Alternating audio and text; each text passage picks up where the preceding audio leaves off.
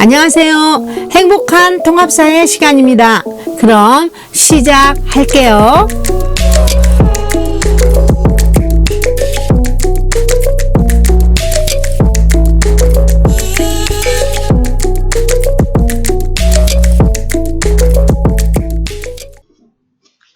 안녕하세요. 행복한 통합사회 수업을 시작하겠습니다. 우리가 지난 시간에는 정의의 의미하고 그리고 정의가 요청되는 그런 이유를 배웠고요. 오늘은 우리가 정의의 그 실질적인 그런 기준에 대해서 함께 배우도록 하겠습니다. 우리가 이제 이것이 정의다라고 이렇게 얘기를 많이 했죠. 각자에게 각자의 것을 주는 것이고 항구적인 의지다라고 이렇게 얘기가 많은데요. 그게 이제 정의의 정의다라고 하는 것을 알겠는데, 실제로 우리가 이제 정의를 실현하는데 어떤 기준들을 활용하느냐라고 하는 것이 굉장히 많은 중점을 두게 됩니다. 우리가 이제 부정할 수 없는 것은 우리가 살아가기 위해서 어때요? 다양한 어떤 가치들이 필요하죠. 사회적 지위라든가 또 재화와 서비스, 그리고 권리, 사회 경제적인 그런 여러 가치가 필요한데, 안타까운 것은 뭐냐면 여러분들 우리 경제 시간에 자원의 희소성에 대해서 배웠잖아요. 그죠? 사람들이 원하는 만큼 필요한 만큼 다 주면 좋겠지만 희소성 때문에 필요한 만큼 다 나눠주기가 어렵다는 거죠. 그래서 이것을 과연 누구한테 얼마나 나눠주는가가 바람직하고 또 그것이 또 정의인가 라고 하는 것에 대해서 고민을 하게 됩니다. 그렇기 때문에 이제 사회적, 경제적 가치를 공정하게 분배하고 나누는 그런 분배적 정의를 실현해야 된다라고 하는 거죠. 그래서 그 기준에 대해서 우리가 이제 초점을 맞춰서 정의를 살펴보도록 하겠습니다. 우리 지난 시간에 서양에서 얘기가 나왔다고 하는 그런 분배적 정의가 나왔잖아요. 그죠? 각자가 자신의 몫을 정당하게 누릴 수 있도록 이렇게 초점을 이렇게 맞췄습니다. 근데 이게 이제 추상적인 것으로서 이제 각자가 자기의 몫을 정당하게 누려야지 얘기하지만, 현실에서는 우리가 얼마만큼 누구에게 주는가라고 하는 것이 굉장히 정당하냐 그리고 정의냐라고 하는 데 있어서 합의가 잘 안 되는 부분이 있다는 거죠. 그래서 이제 여러 기준들을 이렇게 세우고 있는데요. 업적, 능력, 필요에 따른 이 세 가지를 이렇게 이제 알아봐야 된다는 것이죠. 이 분배적 정의를 실현하는데 적용하는 이 기준이 업적, 능력, 그러한 필요라고 하는 건데, 여러분들 이제 분배라고 하는 거, 분배적 정의로 본다면, 제가 이제 피자라든가 떡볶이를 우리 반에 나눠주려고 샀어요. 근데 선생님이 조금밖에 못 샀던 거죠. 근데 이것을 누구한테 나눠줘야지 과연 정의로운 일일까라고 생각해보면, 여러분은 누구한테 나눠주는 게 정말 정의롭다고 생각한가요? 첫 번째는 공부를 잘한 학생이라든가 선생님 말을 잘 들었기 때문에 이 학생에게 줘야 된다라고 하는 친구도 있을 것이고, 어떤 친구는 오늘 하루 종일 아무것도 못 먹었어요. 그래서 너무 배가 고프니까 그 친구에게 줘야 된다라고 하는 그런 친구들도 있겠고, 여러분들이 이제 굉장히 생각들이 다양하고 또 기준이 다 다를 수가 있다는 거죠. 근데 그것도 이제 공부 잘하는 친구만 준다든가 말 잘 듣는 친구만 준다든가 아니면 아무것도 못 먹은 친구가 한테 줘야 될까라고 하는 것에 어떤 틀린 것은 아니지만 각자가 의미가 다 있다는 것이죠. 그래서 일단 이제 이렇게 분배적 그러한 정의를 실현할 때 어떤 것이 공정해라고 하면, 우리가 이제 아주 이제 산술적으로 생각하면 똑같이 나눠주면 되잖아요 라고 할 수 있죠. 피자를 샀으면 똑같이 우리 반 26명이면 26조각 나눠가지고 똑같이 주는 게 정의로운 게 아닌가라고 생각하고 있다는 거죠. 이렇게 이제 편하게 생각할 수 있는 게 절대적 평등이란 말이에요. 절대적 평등이라고 하는 거. 근데 이제 절대적 평등이 이게 분배의 정의인가라고 생각한다면, 이제 사례를 잠깐 본다. 아까도 얘기했지만 우리가 칼로 이제 똑같이 피자를 이게 똑같이 26조각 나눠서 한 사람한테 나눠줬다라고 하는 게 정의일까라고 생각하면 아닐 수도 있다는 것이죠. 왜냐하면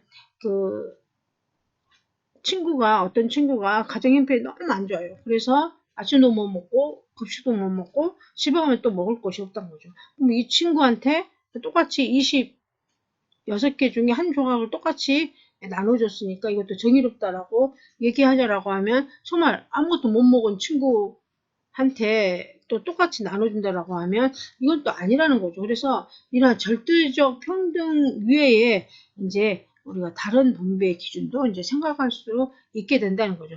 그것이 뭐냐면 업적과 능력과 필요라고 하는 것입니다.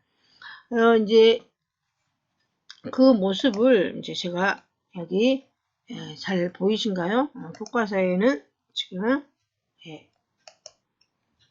요 내용의 모습인데 좀 더 한번 키워봤습니다. 여기 본다면 그 세 가지 분배, 업적에 따른 분배, 능력에 따른 분배, 필요에 따른 분배 이렇게 이제 배우게 됩니다. 그래서 필요에 따른 분배는 굉장히 꽤나 명확하게 이제 알고 있을 것인데 여러분들이 이제 헷갈리는 게 업적에 대한 분배하고 능력에 따른 분배라고 할 수가 있습니다. 그래서 여러분 헷갈리지 않도록 설명 잘 따라올 수 있도록 하세요. 그래서 교과서를 보면 업적에 따른 분배를 뭐라고 했냐면 당사자들이 성취하고 이바지한 정도에 따라서 분배를 한다는 것이죠. 업적이라고 하는 것은 평가하는 것이 별로 어렵지 않기 때문에 분배의 몫을 정하기는 쉽고 생산성을 높이는 그러한 동기를 제공할 수 있다라고 하는 장점이 있어서 굉장히 다양하게 광범위하게 사용하고 있다는 거. 이것이 업적에 따른 분배고요. 능력에 따른 분배를 한번 보면 이게 우리가 이제 설명할 때 반복적인 느낌이 있지만 육체적인 거 그리고 정신적인 능력에 따라서 나누는 것입니다. 이 분배는 육체적 정신적 그런 능력에 따른 분배 그리고 그때 보면 또 업적에 따른 분배하고 약간 업적에 따른 분배는 성취하고 이바지한 정도라고 했는데 계속 읽다 보면 서로 약간 헷갈리는 부분이 있기 때문에 제가 구체적으로 사례를 한번 들어보겠습니다. 이제 제가 가수원 하나 가지고 있습니다. 이건 뭐 진짜는 아니고 그냥 가상의 사례입니다. 선생님이 가수원 하나 가지고 있는데 사람을 뽑으려고 하는 거예요. 우리 일자리를 어때요? 이렇게 나누는 것도 어떻게 이제 하나의 분배 방법도 있다는 거죠. 일자리를 원하는 사람 굉장히 많은데 일자리를 누구한테 주는가라고 하는 것도 정의로운 것으로 이제 한번 생각해 볼 수 있겠는데요. 많은 지원자가 있었어요. 근데 어떤 사람이 있냐면 굉장히 다양한 사람 중에 어떤 사람은 굉장히 가수원에 적합한 사람이 있어요. 사과도 굉장히 잘 기르고 그 다음에 그 사람도 능력 자체가 되게 뛰어나서 1시간을 똑같이 일을 했을 때 평균적인 사람들이 만약에 사과 10개 정도를 딸 수 있다. 이 사람은 100개 정도 딸 수 있는 능력이 있다는 거죠. 그리고 이것에서 이런 사람을 이제 뽑고 싶겠다라고 이제 선생님이 생각할 수 있다는 거죠. 근데 이것은 뭐야? 업적일까요? 능력일까요? 그것은 뭐냐면 이 사람은 내가 잘할 수 있는 능력이 갖춰져 있다는 거죠. 이것은 뭐 1시간에 10개를 딴다, 100개를 딴다라고 하는 것은 그 사람의 능력 자체를 보기 때문에 이것은 능력에 따른 분배라고 할 수 있는 거죠. 아시겠죠? 그죠? 여러분이 헷갈리는 이유가 이 능력을 평가하는 기준 중에 활용이 될 때 약간 업적의 성격이 이제 들어가다 보니까 업적과 능력이 좀 헷갈릴 수가 있는데 업적에 따른 분배는 또 이런 거예요. 사과를 나눠줘야 돼요. 사람들한테 나눠주는데 네가 10개만큼 땄기 때문에 너는 5개를 가져가고 너는 100개를 땄기 때문에 50개를 가져간다라고 하면 얼마나 땄는지 결과에 따라 선생님이 나눠주는 거 이것은 업적에 따른 분배입니다. 실제로 사람들이 얼마나 많이 성취를 했는지 얼마나 기여를 했는지에 따라서는 다른 거죠. 현실에서 되게 많은 확률로 능력이 좋은 사람이 업적이 좋을 가능성이 또 많다는 거죠. 왜냐하면 좀 일반하기 어렵지만 사과를 따는데 이게 굉장히 적합한 사람이 팔도 굉장히 튼튼하고 키도 크고 이런 사람이라고 친다면 이런 사람은 어때요? 팔이 튼튼하고 사과를 따기 적합한 신체적 육체적 능력을 가지고 있다고 하죠. 이것은 능력인 거죠. 이러한 능력을 활용해서 하다 보면 굉장히 좋은 결과도 나오겠죠. 실제로 팔이 짧거나 키가 작은 사람보다는 팔도 길고 키가 크기 때문에 100개도 따고 200개도 따고 그런 능력이 좋은 사람 결과가 좋은 결과도 나오는 것이지만 또 이제 뭐 타고난 능력이 굉장히 뛰어나지만 노력하지 않았어요. 하기 싫어. 나는 정말 키도 크고 굉장히 팔도 길고 하는데 나는 어때? 노력하지 않고 그냥 뭐 시험시험 해도 되겠지라고 했는데 만약에 10개밖에 못 땄어. 이것은 노력하지 않는다면 능력은 있지만 어떤 업적은 없다는 것이 이제 좀 작다는 거죠. 개인적으로 이제 저도 김연아 선수를 굉장히 좋아하는데 이제 이 김연아 선수도 굉장히 어때 노력이 굉장히 대단한 사람이죠. 많은 이제 그 해설가들이 외국의 해설가들이 김연아 선수에서 신체적 조건이 아주 적합합니다. 팔도 길고 이렇게 하기 때문에 같은 동작을 해도 뭔가 더 예술성이 있어 보인다라고 이렇게 얘기를 하기도 하죠. 근데 이 선수는 능력이 뛰어납니까? 업적이 뛰어납니까? 또 이렇게 본다면 능력이 뛰어난 거죠. 그 신체적으로 타고난 것은 굉장히 어때요? 능력이 뛰어난다라고 할 수가 있다는 것이죠. 그런데 만약에 나는 팔도 길고 여러 신체적 조건이 하니까 대충 해도 예술 점수가 높게 나오지라고 대충 하다 보면 업적이 뛰어날까요? 그건 아니라는 거죠. 능력이 뛰어났지만 내가 노력하지 않는다면 업적까지 좋다라고 할 수는 없다는 것이죠. 그래서 그렇지만 일반적으로 아무래도 이제 여러 능력이 좋다면은 업적도 뛰어나기 때문에 능력과 업적이 헷갈리지만 능력과 업적은 엄연하게 다른 개념이라고 하는 거 이거 꼭 구별을 해 두셔야 됩니다. 그렇다면 여러분들 이제 이것을 구별이 됐으리라고 믿고 장단점 한계에 대해서 말씀드리도록 하겠습니다. 업적은 뭐냐면 여러분들이 평가하고 비교하는데 별로 어렵지 않죠. 100개를 따왔다, 10개를 가져왔다. 이것이 명확하기 때문에 그렇지만 이것은 평가하는 것이 이게 어렵지 않아서 분배의 몫을 정하기가 굉장히 쉽죠.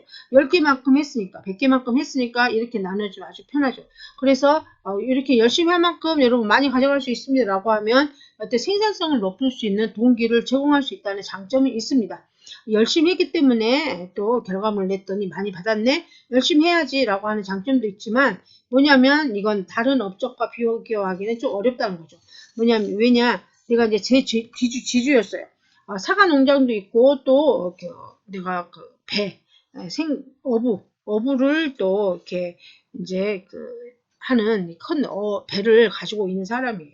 일을 할 때 이제 생선을 이렇게 잡아왔어요. 어떤 사람은 10개 잡고 또 이제 만약에 또 사과도 10개를 따왔어요. 그렇다면 같은 분야가 아니기 때문에 사과 10개 따는 거하고 물고기 10마리를 잡은 것은 그만큼의 차이가 있다는 거죠. 그래서 이 결과물로 본다면 다른 영역에서는 비교하기 굉장히 힘들다는 거죠. 그래서 이렇게 다른 종류의 업적은 비교하기 어렵고 이게 그래서 이제 어렵다는 것이고 또 뭐냐면 빈부격차가 커진다거나 사회적 약자가 부족할 수 있다는 거죠. 아까도 가수연 얘기했지만 어떤 사람은 태어날 때부터 몸이 불편한 사람인 거죠. 근데 이제 이게 그런 점 때문에 업적이 낮을 수가 있다는 거죠. 그래서 너는 몸이 불편해서 업적이 낮으니까 너는 이만큼만 가져가야 되라고 생각한다면 이게 정말 진짜 정의롭다라고 볼 수가 없다는 것이죠. 그래서 여기에서 본다면 어때요? 사회적 약자에 대한 배려가 부족하다라고 할 수가 있다는 것이죠. 그리고 또 그런데도 불구하고 또 많이 따야 되니까 미친 듯이 많이 따려고 하다 보면 그러다 보면 어때요? 경쟁이 과열돼서 이제 비인간적인 사회가 될 수 있다는 거 이것이 분배의 한계, 업적에 따른 분배의 한계의 이러한 모습이라고 할 수 있습니다. 여러분 여기까지 이해 가셨죠? 그 다음에 이제 능력에 따른 분배에 대해서 장단점을 본다면 능력에 따른 분배는 어때? 육체적이고 정신적이고 이러한 능력에 따라서 분배를 하는 것인데 능력을 가진 사람들이 이제 우리 알 수 있는 게 보통 자격증 제도가 참 많잖아요. 그죠? 자격증 제도를 활용하는데 자격증 제도 소지자가 굉장히 우대를 받고 또 능력에 따라서 능력이 뛰어나니까 또 이런 상황에서 노력을 또 하지 않았는데도 또 여의치 않아서 뭐가 업적이 이루어지지 않았다라고 하면 이러한 능력과 업적이 항상 필요하지 않는다라고 하는 거 다시 한번 말씀드리고요. 능력에 따른 분배의 한계는 뭐냐면 능력을 평가하는 정확한 기준을 마련하기가 쉽지는 않다는 거죠. 이 사람이 공부를 얼마나 능력이 뛰어났는지 알아보겠어요 하면서 IQ 테스트를 만들었다고 한다면 이것이 정말 IQ 테스트가 얼마나 정확한가. 그리고 지금 곧 수능이 되잖아요. 대학 수학 능력 시험이라고. 이것이 이제 대학에 와서 공부를 잘할 수 있는 능력을 체크해 보겠다라고 하는데 이것이 진짜 잘 체크할 수 있나. 항상 많은 사람들이 이것을 다 동의하고 있지는 또 않다는 거죠. 그래서 이 정확한 기준을 마련하기가 쉽지 않고 또 능력이라고 하는 게 뭐냐면 선천적 자질이라든가 부모의 사회 경제적 지위라든가 우연적 그런 요소도 영향 굉장히 많이 받아서 형성될 가능성이 있기 때문에 운에 대한 것 그것을 자체로 어때요? 이제 정의라고 얘기하기는 또 어렵다는 거죠. 내가 어떤 신체를 가지고 태어났다. 그것을 그 신체를 어떤 우리 노력에 의해서 태어날 얘기할 수 없는 거잖아요. 뭐 가끔 이제 뭐 근육을 만든다든가 이런 건 있지만 저같이 키가 좀 작은 사람이 이게 태어나는데 내가 키가 작게 태어나고 싶어서 작게 태어난 건 아니잖아요. 이런 것들이 이제 그 우연적인 요소 영향을 받는 것이 하나의 결정이 된다는 거, 이것이 한계를 지니고 있다는 것이죠. 그래서 이러한 것이 사회적, 경제적 지위의 우연적인 요소의 영향을 받아서 형성되기 때문에 이러한 능력으로서 이렇게 능력에 따른 분배의 한계를 여기서 살펴볼 수가 있습니다. 그리고 이제 필요에 따른 분배는 우리가 굉장히 쉽죠. 왜냐하면 원하는 사람, 인간다운 삶을 보장하는데 기본적 욕구를 충족할 수 있도록 분배를 하는 것이죠. 그래서 이제 사회적 약자를 위해서 더 많은 재화를 사용할 수 있고 복지 정책을 통해서 생계비나 의료비를 지원하는 일들이 여기에 해당되는 거죠. 그래서 이건 뭐냐면 원하는 사람이 가져가는 게 이제 분배입니다. 필요에 따른 분배예요. 그래서 인간다운 삶을 보장하기 위해서 기본적인 욕구 충족을 위해서 분배를 하는 거죠. 나의 능력이나 업적, 기여도에 상관없이 나의 필요에 의해서 분배를 한다는 것이죠. 그래서 금방 얘기된 것처럼 약자를 위해서 더 많은 재화를 사용할 수 있고 그렇기 때문에 여기는 이게 복지 정책을 실현하거나 의료비를 지원하는데 많이 활용합니다. 이제 단점은 뭐냐면 그 가치들이 너무 다 풍부하진 않다는 거죠. 희소하기 때문에 필요에 따라서 이게 나누다면 역시 이것도 이제 모두의 필요는 충족시키는 어렵다는 거죠. 이러한 그런 한계를 가지고 있고 또 이제 뭐 어때요? 필요에 따라 준다고 생각하니까 일하려고 하는 동기를 약화시킬 수 있고 효율성이 떨어진다는 그러한 단점도 있다는 거죠. 그래서 필요에 따라서 다른 분배는 이렇게 특징과 장점이 있다는 거 여러분 잘 이해하시기 바랍니다. 그래서 금방 얘기를 살펴봤지만 업적에 따른 분배, 능력에 따른 분배의 경우에는 아무래도 어때요? 이제 자기가 얼마만큼의 업적을 가지고 능력을 가지고 하는 것이기 때문에 아무래도 자본주의 사회에서 많이 활용을 하고요. 이것은 필요에 따른 분배는 아무래도 사회주의에서 활용한다라고 하는 것까지 여러분이 정리를 해 놓으시면 되겠습니다. 교과서 우리 이제 아래 여기 180쪽에 보면 사례로 보는 그러한 여기 저 분배적 정의의 다양한 기준이 있잖아요. 이걸 한번 볼게요. 분배적 정의에서 마을에서 공동으로 김장을 했어요. 그래서 김치를 어떤 기준으로 나눌까요? 라고 했는데 뭐 담근 양만큼 가져야죠. 그래서 더 많은 몫을 받으려고 더 열심히 일할 거 아니에요? 라고 한 거죠. 이것은 업적을 이룰 만큼 가져가는 것이기 때문에 건강 상태가 좋지 않은 사람처럼 불리한 출발점이 있다면 열심히 일해도 어때 성과가 좋지 못할 수가 있다는 거죠. 또 경쟁이 과열돼서 일하는 분위기도 좋지 않은 거죠. 이것은 업적에 따른 것이고 능력이 따른 걸 보면 경력이 있거나 많거나 자격증 있는 사람이 더 많이 받아야죠. 다른 사람보다 더 김치를 맛있게 담글 능력이 있을 테니까요. 라고 했고 이것은 뭐냐 경력이 많거나 자격증이 있다고 해서 김치를 잘 담근다고 또 담근다거나 성실하다는 보장은 또 없다는 거죠. 그리고 뛰어난 재질을 타고난 것은 우연히 결정되기 때문에 그렇지 못하는 사람에게는 공정하지 못한다는 거죠. 여러분 이해 가시죠? 그죠? 그리고 여기 이제 또 옆에 F장을 보면 여기는 뭐 필요한 만큼 가져가자고 하는 거. 부양 가족수나 각자의 경제 형편을 고려해서 분배해야 됩니다. 모두의 기본적인 욕구가 충족되는 사회가 좋은 사회입니다. 라고 한 거죠. 필요한 상황을 고려하자는 말은 공감하지만 열심히 일을 하지 않아도 뭐 당연히 이렇게 가져간다라고 하면 어때요? 그런 일하려고 하는 동기가 약해질 수 있다는 거죠. 그리고 모든 사람의 필요를 충족시키기는 또 어렵다는 거예요. 아까 뭐 희소성 때문이라는 거죠. 그죠? 그래서 또 이런 경우도 있죠. 절대적 평등으로 똑같이 나눌 수 있다는 거죠. 그러면 경제적 평등을 실현해서 차별 없는 세상을 만들 수 있습니다라고 하는데 일하려고 하지 않는 사람이 많아지는 거죠. 똑같이 나누니까 일을 해도 하건 안 하건 간에 그죠? 그래서 이 목표한 만큼 김치를 담그지 못하게 되는 거고, 그죠? 일하지 않은 사람이 있다 보면, 그죠? 그리고 그 결과에 대해서 책임지는 사람도 없을 거라는 거죠. 그래서 절대적 평등, 이것도 약간의 또 정의의, 분배적 정의에 약간의 좀 문제가 있을 수도 있다는 것이죠. 우리가 이제 그 뒷장을 한번 살펴보면, 각자의 또 분배에 따른 다양한 관점들이 여기 나와 있습니다. 그래서 아리스토텔레스는 분배적 정의에 대해서 이렇게 권력, 명예, 재화와 관련 있는 것으로 보고 그것을 그 가치에 비례하는 목술의 분배를 추구하는 것을 분배적 정의로 보고 거기에서 업적과 그 다음에 능력과 필요, 평등에 따라서 다양하게 제시되는 것을 살펴볼 수 있고 자본주의에서는 자유로운 경제활동을 통해서 합리적인 이윤을 추구할 수 있다고 보고 모두가 평등한 기회를 얻는 것을 중시를 한 것이죠. 그래서 기회가 평등하게 주어진다면 능력이나 노력, 업적 등에 따라 결과의 차이가 발생하는 것은 자연스러운 것이라고 본 거죠. 하지만 복지, 정책 등에서는 어때요? 경제적 불평등에 따른 부작용을 최소화하려고 이렇게 이제 하는 복지 정책을 이렇게 이제 아무래도 시행하고 있다라고 이렇게 이해를 하시면 되겠고, 사회주의는 우리가 이제 어때 분배 기준으로 사용한다라고 이렇게 아까 얘기한 게 뭐예요? 필요에 따른 분배라고 얘기했죠, 그죠? 나의 그런 능력이나 업적에 상관없이 내가 이만큼 필요해요 하면 그냥 가져가게끔 할 수 있다라고 했잖아요. 그래서 이러한 분배의 장점은 사회적 약자를 배려할 수 있지만 경제적인 효율성이 떨어진다라고 하는 것이 있다는 것을 여러분 보시면 되겠습니다. 그리고 절차적 정의에 대해서는 우리가 다음 시간에 자세하게 살펴볼 것입니다.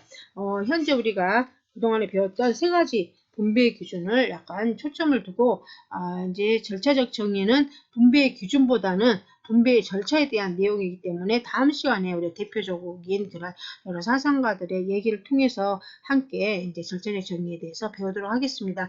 여러분, 조금 좀 복잡했지만 여러 분배적 정의에서 능력에 따른 그런 분배, 업적에 따른 분배, 필요에 따른 분배에 대해서 오늘 배웠습니다. 그리고 다음 시간에는 이제 보다 더 이제 여러 자유주의와 공동체주의의 정의관에 대해서 함께 배워보도록 하겠습니다. 여러분, 오늘도 수업 받느라고 수고 많으셨고요. 이상 행복한 통합사회 수업을 마치겠습니다. 여러분 수고 많으셨습니다. 감사합니다.